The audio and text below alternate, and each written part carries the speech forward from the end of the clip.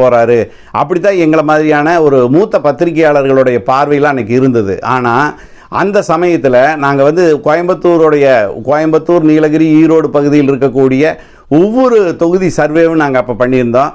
பண்ணும்போது பார்த்தா திமுக அலை ஃபுல்லாக அடிக்கிறது தெரிஞ்சது. அடுத்தது அமைய போகிறது திமுக ஆட்சி தான். திமுகவும் ஒரு தொகுதிக்கு 20,000 30,000 ஓட்டு லீடிங்கில் தான் ஜெயிக்க போகுதுங்கிறது அந்த சர்வேல மக்கள்கிட்ட போய் மாதிரி வாக்கெடுப்பு நடத்துனதில் என்னால் அறிய முடிஞ்சது. அது குறிப்பாக நீலகிரி, கோயம்புத்தூர் மாவட்டங்கள் அவ்வளவு பிரமாதமாக திமுகவுக்கு வெற்றி வாய்ப்பு 2006 இருக்குதுங்கிறத நல்லாவே காட்டுச்சு. ஆனால் அந்த தேர்தலில் தேமுதிக 3வது அணியாக நிற்கும்போது அதை நாங்கள் பெருசாக கருத்தில் எடுக்காதோட விளைவு என்ன ஆயிடுச்சுன்னா, கோயம்புத்தூர் பகுதியில் 2 சீட், அன்னைக்கு கோயம்புத்தூர் மாவட்டம் 14 தொகுதிகள் இருந்தது. 14 தொகுதியில் 2 சீட்டு தான் திமுக ஜெயிச்சது. திமுகவுடைய கூட்டணி கட்சிகள் 2 சீட்டு தான் ஜெயிச்சது. மீதி எல்லாமே அதிமுக ஜெயிச்சது.